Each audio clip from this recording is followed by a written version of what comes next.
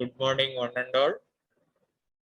So this is a video online lecture, JNTUKR 16, third year ECE, subject microwave, unit number 3. So today we are going to discuss previous class continuation, limitation and the losses of conventional tubes, as well as some cavity structures here.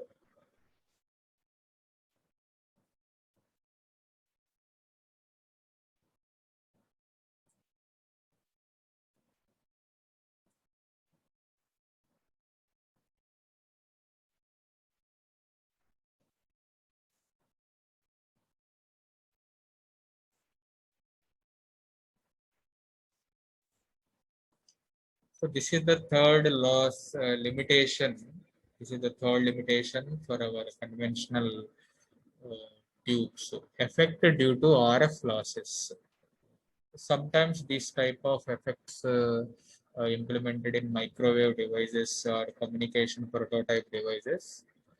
Popular loss, that is skin effect or conductor loss. So this is the popular loss observed in the conventional microwave components. So generally, these loss occur at high frequencies due to the reason that current has tendency to confine itself to a smaller cross section of the conductor towards the out space. So this is the reason why this type of loss are observed in conventional microtube. So hence this loss will be increased at a higher frequencies. So these losses can be reduced by increasing the size of the conductor also. Sometimes these losses are very incorporatively noticeable for microwave.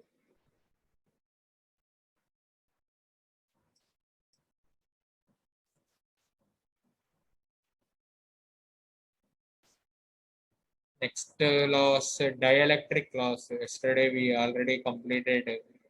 So నేను already మనం dielectric losses చూసాం కదా. So ఆ dielectric losses లో కూడా నేను ఒక చిన్న పాయింట్ ని ఇక్కడ రాశాను.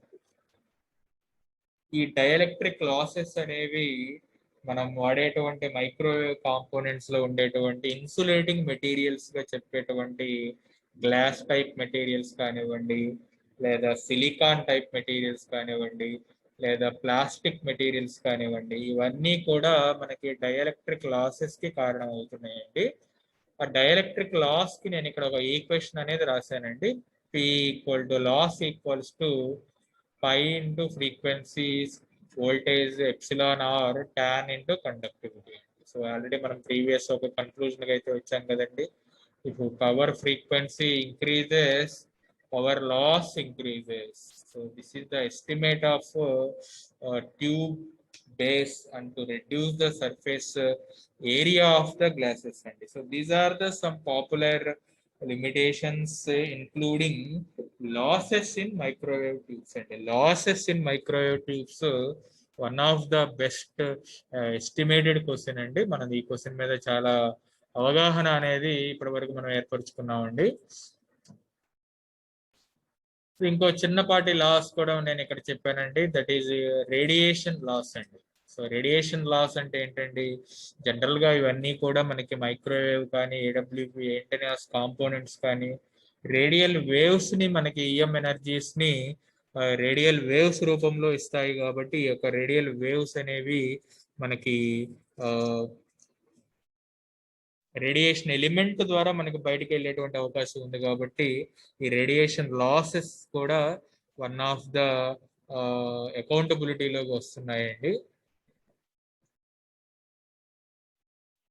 ఈ పవర్ లాస్ కానివ్వండి, రేడియేషన్ లాస్ కానివ్వండి, ఇవన్నీ కూడా ఫ్రీక్వెన్సీ లింక్ అండి.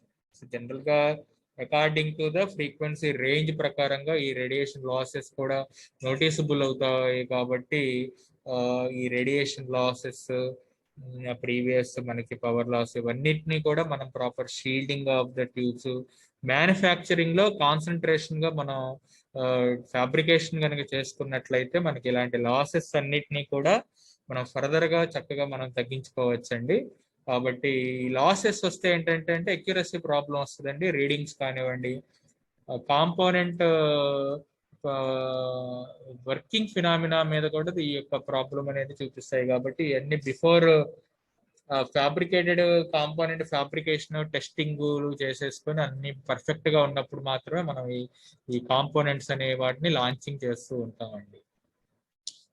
ఇక్కడ మీకు ఒక చిన్న డయాగ్రామ్ డ్రా చేయడానికి ట్రై చేశానండి. Try to draw in your note books అండి. వెరీ పాపులర్ డయాగ్రామ్ అండి. మైక్రోవేవ్ సోర్సెస్ అండి. మైక్రోవేవ్ సోర్సెస్ తో మనం వేటిని పిలుచుకోవాలి అనే దాని మీద మీకు ఇక్కడ చిన్న అవగాహన ఏర్పరచడానికి ట్రై చేశానండి. మైక్రోవేవ్ సోర్సెస్ అండి, linear beam tube O type గాను, cross field tube M type గాను. సో మైక్రోవేవ్ సోర్సెస్ ని, సో ఇది మనకు కొత్త న్యూ కాన్సెప్ట్ కాబట్టి ఓవరాల్ మైక్రోవేవ్ సోర్సెస్ ని ఓ టైప్ ఫ్యామిలీ గాను, ఎం టైప్ ఫ్యామిలీ గాను మనం ఇక్కడ డివిజన్ చేసుకున్నామండి. సో ఓ టైప్ అయితే చూడండి, మీకు లెఫ్ట్ హ్యాండ్ సైడ్ మీకు ఓ టైప్ ఉంది. అదేవిధంగా ఎం టైప్ వచ్చేసి మీకు రైట్ హ్యాండ్ సైడ్ చూపించానండి. O type and M type. So brief గా మీరు ఫిగర్ ని స్కెచ్ చేయడానికి ట్రై చేయండి. ఒక 1 minute టైం ఇస్తున్నానండి. Try to draw this categorization in your. So ఇక్కడ మైక్రోవేవ్ సోర్సెస్ ని కేటగరైజేషన్ చేయడానికి ఎక్స్ప్లెయిన్ చేస్తున్నానండి. Linear beam tube O type, cross field tube M type అండి. సో లీనియర్ బీమ్ ట్యూబ్ ని మరలా మనం సబ్ కేటగరైజేషన్ చేసుకున్నామండి. క్యావిటీ మోడల్ గాను, స్లో వేవ్ స్ట్రక్చర్స్ గాను. సో చూస్తున్నారు కదండి ఆన్ స్క్రీన్, మీకు చక్కగా నేను డయాగ్రామ్ డ్రా చేశానండి. సో ఇక్కడ క్యావిటీ స్ట్రక్చర్స్ అండి, linear beam tube O type లో క్యావిటీ స్ట్రక్చర్స్ అండి, మరలా స్లో వేవ్ స్ట్రక్చర్స్ అండి. చాలా ఇంపార్టెంట్ కేటగరైజేషన్ డయాగ్రామ్ అండి. చాలా సార్లు మనకి యూనివర్సిటీ ఎండ్ పేపర్ లో కూడా డ్రా చేయమని అడిగారు. So cavity structure, slow wave structure. మరలా క్యావిటీ స్ట్రక్చర్ లో రిజోనెంట్ స్ట్రక్చర్ ఒకటి, మరలా స్లో రిజోనెంట్ అండి. మరలా ఈ రిజోనెంట్ లో klystron family, twistron family, helix travelling tube. మరలా ఈ క్లైస్ట్రాన్ లో మనకి రిఫ్లెక్స్ క్లైస్ట్రాన్ అనేది. సో జనరల్ గా మనకి మైక్రో ల్యాబ్ చేసేటప్పుడు మనకి reflex klystron cycle first experiments గా ఉన్నాయండి. అదేవిధంగా కపుల్డ్ క్యావిటీ అండి. సో స్లో వేవ్ స్ట్రక్చర్స్ చూస్తే ఫార్వర్డ్ వేవ్ గా ఉందండి, బ్యాక్వర్డ్ వేవ్ గా ఉందండి. సో ఆ బ్యాక్వర్డ్ వేవ్ లో మరలా మనకి బీడబ్ల్యూఏ ఉందండి, బీడబ్ల్యూఓ ఉందండి. సో వీటన్నిటిని కలిపి మనం ఇక్కడ లీనియర్ బ్యూమ్ ట్యూబ్స్ గా పిలుచుకుంటున్నామండి. క్యావిటీ స్ట్రక్చర్స్ అయితే ఏమి, స్లో వేవ్ స్ట్రక్చర్స్ అయితే ఏమి, సో ఈ resonant family and forward waves, ఇవన్నీ కూడా చెప్పబడ్డాయండి.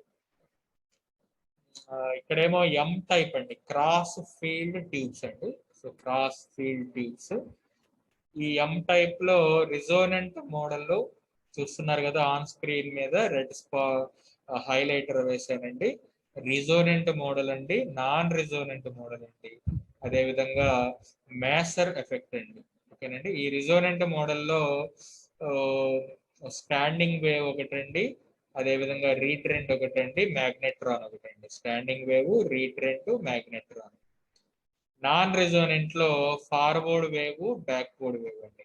సో ఫార్వర్డ్ వేవ్ అంటే ఏంటి, బ్యాక్వర్డ్ వేవ్ అంటే ఏంటి, మీకు నేను ఇక్కడ ఎక్స్ప్లెయిన్ చేశానండి. చక్కగా డయాగ్రామ్ కేటగరైజేషన్ చేశానండి.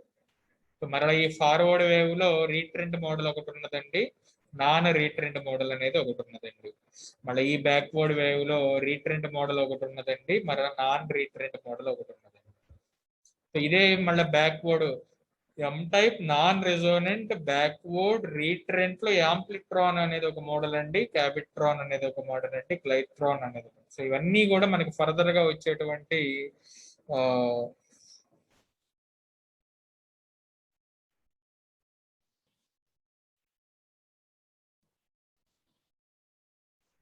ఇవన్నీ కూడా మనకి ఫర్దర్ గా వచ్చేటువంటి మోడల్ ఎగ్జాంపుల్స్ అండి. ఇవన్నీ కూడా మనకి ఫర్దర్ గా అన్ని కాంపోనెంట్స్ రూపంలో మనకి ఇక్కడ కనిపిస్తున్నాయండి.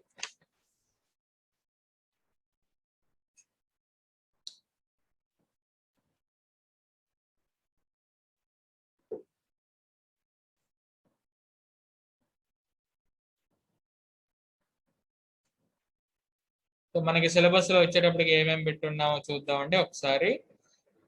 సో లిమిటేషన్స్ అండి, మైక్రోవేవ్ ట్యూబ్స్ ని కేటగరైజేషన్స్ చేయమన్నాడండి. మైక్రోవేవ్ ట్యూబ్స్ ని కేటగరైజేషన్స్ చేయమన్నాడండి. మనం చేసేసామండి. చేసేసాం కదండి, ఇక్కడ రాసాం కదా, చక్కగా మనం రాసుకున్నాం కదండి. This is the categorisation slide అండి. మైక్రోవేవ్ సోర్సెస్ లో మనం వాడుకునేటువంటి కేటగరైజేషన్ స్లైడ్ అండి ఇది. కేటగరైజేషన్ ఇప్పుడు ఇక్కడ మీకు నేను 2 క్యావిటీ క్లైస్ట్రాన్ యాంప్లిఫైర్ యొక్క ఇంట్రొడక్షన్ ఇవ్వబోతున్నానండి. ఈ 2 క్యావిటీ క్లైస్ట్రాన్ అనేది ఒక కాంపోనెంట్ అండి. జస్ట్ మనకి ఈ విధంగా ఒక కాంపోనెంట్ అనేది ఉంటుందండి. దీని యొక్క ప్రాసెస్ టెక్నిక్ ఏంటంటే అండి, ఇది వెలాసిటీ మాడ్యులేషన్ అనేటువంటి ఒక చిన్న లాజిక్ ప్రకారంగా దీని యొక్క ఆపరేషన్ అనేది చెప్పబడుతుందండి.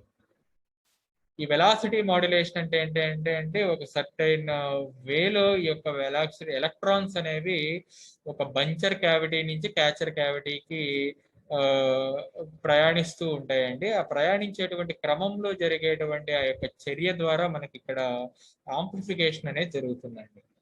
ఏ విధంగా అయితే మనకి నార్మల్ గా యాంప్లిఫైయర్స్ ఉన్నాయో, ఒక మైక్రోవేవ్ సిగ్నల్ ఎనర్జీని మనం యాంప్లిఫైయర్ రూపంలో మనం ఇక్కడ ఎలా ఎక్స్ప్లెయిన్ చేసుకుంటున్నాము అనేది మనకి ఇక్కడ క్యావిటీ క్లైస్ట్రాన్ మోడల్ గా చెప్పబడిందండి. జనరల్ గా మీకు నార్మల్ ఈసీఏ యాంప్లిఫైయర్స్ తెలుసు, ఎలక్ట్రానిక్స్ ఇంజనీరింగ్ యాంప్లిఫైయర్స్ తెలుసు, కమ్యూనికేషన్ ఇంజనీరింగ్ యాంప్లిఫైయర్స్ తెలుసు. అదే విధంగా మైక్రోవేవ్ సబ్జెక్ట్ లో మనం ఇక్కడ ఒక 2 యాంప్లిఫైయర్స్ చూస్తామండి. ఒకటేమో 2 క్యావిటీ యాంప్లిఫైర్ ఒకటి, క్లైస్ట్రాన్ ఒకటి, నెక్స్ట్ ఏమో ఇంకొకటి నార్మల్ క్లైస్ట్రాన్ ఒకటి. ఇందులో మనకి వెలాసిటీ మాడ్యులేషన్ ప్రాసెస్ అనేది చెప్పబడిందండి. ఈ వెలాసిటీ మాడ్యులేషన్ లో ఏం చేస్తారంటే, ఎలక్ట్రాన్ బీమ్ అనేది ఒక ప్లేస్ నుంచి ఒక ప్లేస్ కి జరుగుతూ ఉంటుందండి. ఈ ప్రాసెస్ ని నేను ఇక్కడ ఒక చిన్న డయాగ్రామ్ డ్రా చేశానండి. ఈ డయాగ్రామ్ మీకు చాలా నీట్ గా ఇక్కడ చూపబడింది. సో మీ దగ్గర ఆన్ స్క్రీన్ లో మీకు ఇక్కడ డయాగ్రామ్ అనేది కనిపిస్తుంది కదా. సో మీ నోట్ బుక్స్ లో కూడా చాలా త్వరగా మనకి ఒక ఫ్యూ మినిట్స్ డ్రా చేయడానికి ట్రై చేయండి. ఇందులో నేను కాంపోనెంట్స్ ని హైలైటర్ ద్వారా చూపిస్తున్నానండి. ఎలక్ట్రాన్ గన్ అండి. సో ఎలక్ట్రాన్ గన్, ఇక్కడ ఒక స్ట్రక్చర్ పెట్టుకున్నాను కదండి. ఇక్కడ ఒక స్ట్రక్చర్ 2 క్యావిటీ నెంబర్ 1 అండి, క్యావిటీ నెంబర్ 2 అండి. సో టోటల్ సిస్టమ్ కూడా నేను ఒక అప్లికేషన్ జరగాలి కాబట్టి సోర్స్ ని అడాప్ట్ చేసుకున్నానండి. ఇక్కడ సోర్స్ సోర్స్ ని అడాప్ట్ చేశానండి. లోపల ప్రాసెస్ ఏదైతే ఉందో, మనకి నార్మల్ క్యాథోడ్ రే ట్యూబ్ లో ఏ విధంగా అయితే ఎలక్ట్రాన్ బీమ్ జనరేషన్, ఫార్మేషన్ అవన్నీ జరుగుతాయో, ఆ సూత్రం ప్రకారంగానే ఇక్కడ 2 క్యావిటీ క్లైస్ట్రాన్ అనేది తయారు చేయబడిందండి. సో ఈ ఎలక్ట్రాన్ గన్ ఏదైతే ఉందో, ఆ ఎలక్ట్రాన్ గన్ సహాయంతో ఫోకసింగ్ ఎలక్ట్రోడ్స్ అనేవి ఏవైతే ఉన్నాయో అవి నిర్దిష్టమైనటువంటి వెలాసిటీతో ఎలక్ట్రాన్స్ పంపిస్తూ ఉంటాయండి. ఇక్కడ మీకు ఒక 2 క్యావిటీస్ చూపించాను చూడండి. కోయాక్సియల్ లూప్ క్యావిటీ ఒకటి చూపించాను కదండి, దాన్ని ఇక్కడ బంచర్ క్యావిటీ అండి. అంటే ఏంటంటే కొన్ని గుంపుగా వచ్చినటువంటి ఎలక్ట్రాన్స్ గ్యాప్ ఏ దగ్గరికి రాగానే అవి చక్కగా డిసిప్లైన్డ్ గా ఒక సిస్టమేటికల్ బంచెస్ గా వెళ్తాయండి. ఎలక్ట్రాన్ బంచ్ అంటారు, దాన్ని డ్రిఫ్ట్ అంటున్నారండి. డ్రిఫ్ట్ వెలాసిటీ, ఆ ఎలక్ట్రాన్స్ అనేవి డ్రిఫ్ట్ వెలాసిటీని పొందుతాయి కాబట్టి ఎలక్ట్రాన్స్ అన్నీ కూడా ఒక పర్టికులర్ ఫార్మెట్ లో ఎలక్ట్రాన్ బంచెస్ గా రూపంలో వెళ్తాయండి. ఈ ఎలక్ట్రాన్ బంచెస్ ఎలా ఉంటాయి అంటే చక్కగా మనకు ఒక మనకి ఆన్ రోడ్ షీప్స్ గ్రూప్ వెళ్తున్నా, లేదా మేకలు, గొర్రెలు ఇవన్నీ వెళ్తుంటే అవన్నీ ఒక నిర్దిష్టమైనటువంటి ఒక డిసిప్లైన్డ్ గా హ్యూజ్ గా వెళ్తాయి, చూసాం కదండి. సేమ్ అదే ఎగ్జాంపుల్ తో ఎలక్ట్రాన్స్ అన్నీ కూడా మన బంచర్ క్యావిటీ దాటగానే చక్కగా నిర్దిష్టమైనటువంటి వేగంతో ఒక ప్రణాళికాబద్ధంగా నీట్ గా చక్కగా వెళ్తాయండి. వాటిని మనం ఇక్కడ ఎలక్ట్రాన్ బంచెస్ అన్నారండి. ఒక క్యావిటీ నుంచి మరొక క్యావిటీకి ఎలక్ట్రాన్స్ వెళ్ళేటువంటి ఆ ప్రయాణాన్ని ఇక్కడ మనం డ్రిఫ్ట్ స్పేస్ గా మనం ఇక్కడ నామక్లేచర్ చేసామండి, drift space.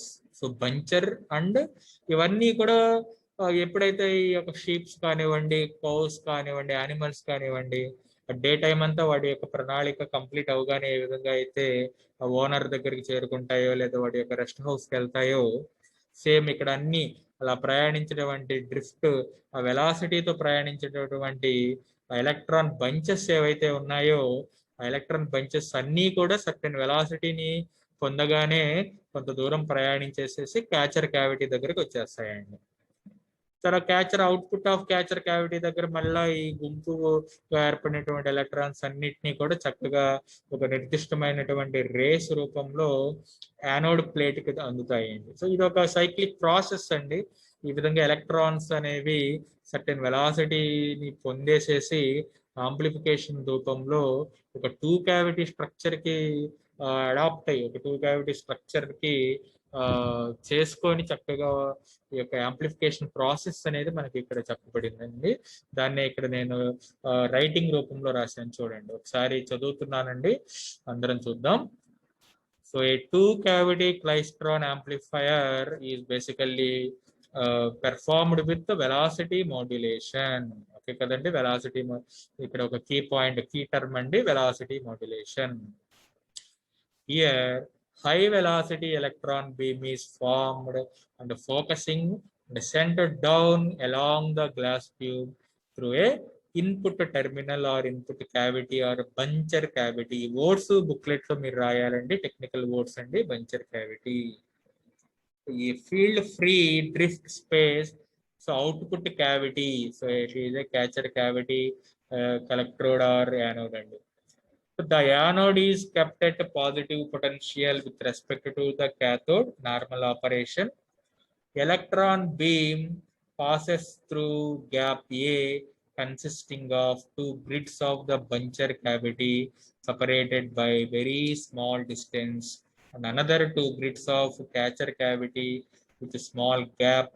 So both input and output are taken from the tube. So therefore resonant cavities with aid of these coupling loops అనేవి మనకి ఇక్కడ చెప్పబడ్డాయండి. కొంచెం ఇక్కడ ఆపరేషన్ కూడా మళ్ళీ నేను లిటరేచర్ లో రాయడానికి ట్రై చేశానండి, అది మీరు కొంచెం చూస్తూ ఉండండి ఇక్కడ. So this RF signal is amplified. RF signal is amplified and it is used for existing the input buncher cavity. Okay kadandi. So therefore by developing alternating voltages of signal frequency across the gap, so ఆ విధంగా ఒక gap మనకి ఇక్కడ ఏదైతే ఉందో, ఒక nodal point నుంచి ఒక నోడల్ పాయింట్ కి ఎలక్ట్రాన్స్ అనేవి ఒక నిర్దిష్టమైన వేగంతో ప్రయాణిస్తాయండి. ఎంత వేగంగా ఉంటాయంటే అసలు అవి ఒక గుంపులుగా వెళ్ళిపోతాయండి. వాటినే ఇక్కడ మనకి ఎలక్ట్రాన్ బంచెస్ అంటున్నారు. చూసారా ఎంత వర్డ్ ఎంత మీనింగ్ఫుల్ స్ట్రాంగ్ గా ఉందో, ఎలక్ట్రాన్ బంచ్. సో బంచ్ అంటే it's not a single electron, it is a group of electrons అన్ని కూడా. ఎలక్ట్రాన్ గన్ దగ్గర సోలో ఎలక్ట్రాన్స్ ఒక ఏదో వెళ్తాయి, బట్ క్యావిటీ స్ట్రక్చర్ ని పొందగానే ఆ ఎలక్ట్రాన్స్ అన్ని కూడా ఒక చాలా గుంపుగా తయారవుతాయండి. యాంప్లిఫికేషన్ ఎంత క్యావిటీ మోడల్ అనేది ఎంత పనిచేస్తుందో చూడండి. ఆ బంచర్ క్యావిటీ అలా ఇండిసిప్లైన్డ్ ఎలక్ట్రాన్స్ అన్నిటినీ కూడా ఒక నిర్దిష్టంగా ఒక చోటకు తీసుకొచ్చేసేసాయి. చూడండి, చూస్తున్నారు కదా, డయాగ్రామ్ లో నేను డ్రా చేశాను చక్కగా. సో అవన్నీ కూడా ఎంత బ్యూటిఫుల్ గా ఎంత వేగంగా వెళ్తున్నాయంటే ఈ ఎలక్ట్రాన్ బంచెస్ రేపు మనకి కావాల్సినటువంటి ఆంప్లిఫికేషన్ ప్రాసెస్ ని ఎక్స్ప్లెయిన్ చేసుకోవడానికి మనకి ఇక్కడ యాపిల్టన్ డయాగ్రామ్ అనేది ఒకటి నేను మీకు చెప్తానండి. ఈ లోపు మీ పాయింట్స్ ని నోట్ చేయండి. ఒక 1 minute తర్వాత మళ్ళీ మీకు యాపిల్టన్. సో మీకు చెప్పాను కదండి, నేను యాపిల్ గేట్ డయాగ్రామ్ డ్రా చేయబోతున్నానండి. సో ఇక్కడ మీకు ఒక ఆపరేషన్ అంతా కూడా ఏదో మనకి లిటరేచర్ రూపంలో కాకుండా ఒక వే ఫామ్, ఒక పర్టికులర్ ప్రాసెస్ లో చెప్తాను.